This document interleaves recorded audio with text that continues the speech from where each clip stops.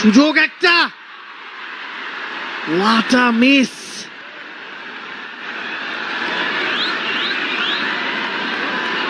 Let's explain this.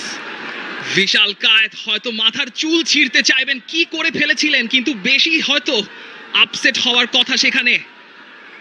Mujibur Rahman জনির একটা clear সুযোগ, হামজা বাড়িয়েছিলেন কিন্তু বিশাল কায়েত ক্লিয়ার ভুলটা করেছেন প্রথম মিনিটেই। ওই জায়গায় কাটব্যাক করা কি দরকার ছিল কিনা মুজিবুর রহমান জনির? অ্যাঙ্গেলটা একটু কেড়ে নিয়েছেন। সুযোগ আছে। নাম্বার 7 কাউন্টার অ্যাটাকে উঠছে টিম ইন্ডিয়া।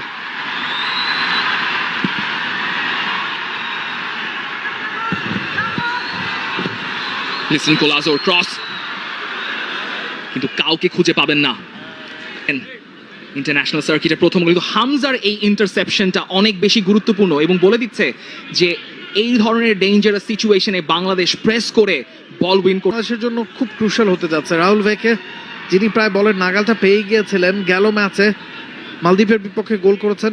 বল চাইছেন Faruk, nice tackle by Tapu.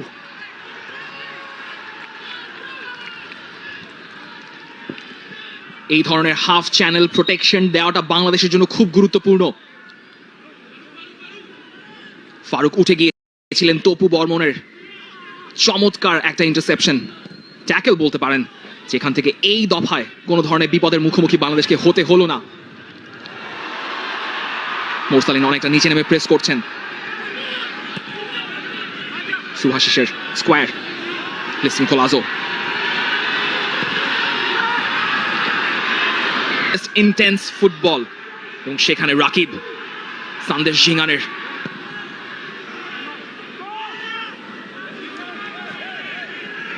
মুরসালিন বলটা পাওয়ার আগেই অনেকটা নিচে নেমে এসছেন, সেখানে উদান্তা সিং। মিনিটেই দেখেছি, সেরকম যদি আপনি আরো দেখেন অবাক হওয়ার কিছুই থাকবে না।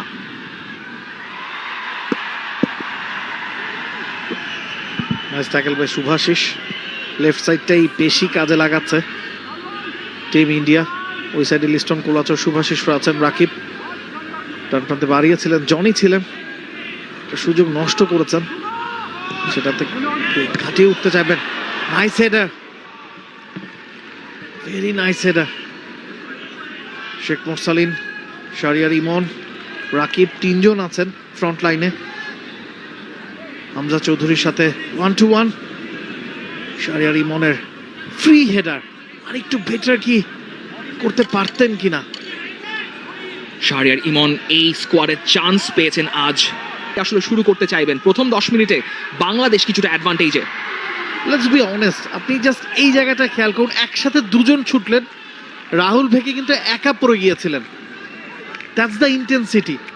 এবং হামজা টি স্পোর্টসের সাথে দেওয়া সাক্ষাৎকারেও কিন্তু বলেছেন তাকে অবাক করেছে বাংলাদেশি ক্রিকেটারদের, বাংলাদেশি ফুটবলারদের সামর্থ্য। ইন্ডিয়া বাংলাদেশ ক্রিকেট রাইভালরি যেমন কড়া, বক্স অফিস, ফুটবলটা কোনোভাবেই নয়। যখন AFC এশিয়ান কাপ 2027-এর বাছাই পর্বের ম্যাচ হচ্ছে, যেখানে হামজা চৌধুরী তার ইন্টারন্যাশনাল ডেবিউ করছেন এই ম্যাচে, and he is going to take the set piece. বাংলাদেশের নাম্বার 8, তার যে হাসি মুখটা সেটা কিন্তু ঠিক জাতীয় সঙ্গীতের পর উধাও হয়ে গিয়েছে, because he is serious and he is serious to cause the damage.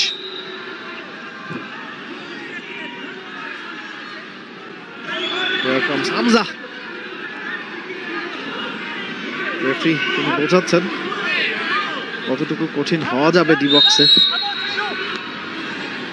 Tapu তিনি ছুটছেন, হামজা একেবারে ফার কর্নার। এবারে আরো একটা সুযোগ, what a miss, back to back দুটা মিস বাংলাদেশের। Goal line clearance, what's going on there. Vishal Kaith তিনি কি করছেন, বাংলাদেশকে দুটা সুযোগ উপহার দিয়েছেন।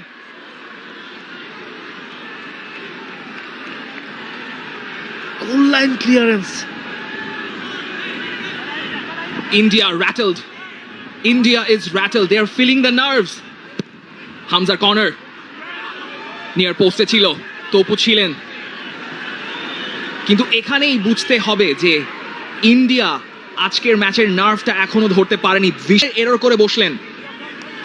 সেখানে ছিলেন শাকিল আহাদ তপু, তার এই ব্লকের কারণে হৃদয় এমন জায়গায় সুযোগ পেয়ে গেলেন, শেষ পর্যন্ত ওখানে আপনার একদম লাস্ট ম্যান ক্লিয়ারেন্স করতে হয়েছে সুভাশিসকে। আমার চোখ এড়িয়ে গেল না, হামজা চৌধুরী তাকে টেনে নিয়ে আসলেন বড় ভাইয়ের মতো, যে ওখানে ঝামেলা করতে যেও না ছোট ভাই, তোমার বয়স কম, একটু ধীরে সুস্থে।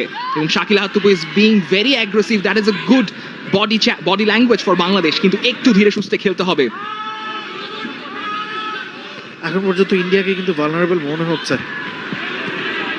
তারা ম্যাচের টেম্পোটা এখনো ধরতে পারেনি, কোনো সন্দেহ নাই ওই জায়গাটায়। মিডফিল্ড ব্যাচেলে এখনো নিজেদের কর্তৃত্ব দেখাতে পারেনি, যতবারই তারা উপরে ওঠার মরিস পেছন থেকে বাধা দেওয়ার চেষ্টা শাহরিয়ার ইমনের। ফারুক একটু করে খেলার মোমেন্টামটা নেওয়ার চেষ্টা করছে টিম ইন্ডিয়া, বিল্ড আপ করার চেষ্টা সন্দেশ জিঙ্গান, বল লাইনের বাইরে, নিশ্চিতভাবেই দেখা পেয়েছেন খানিকটা। Was that too serious?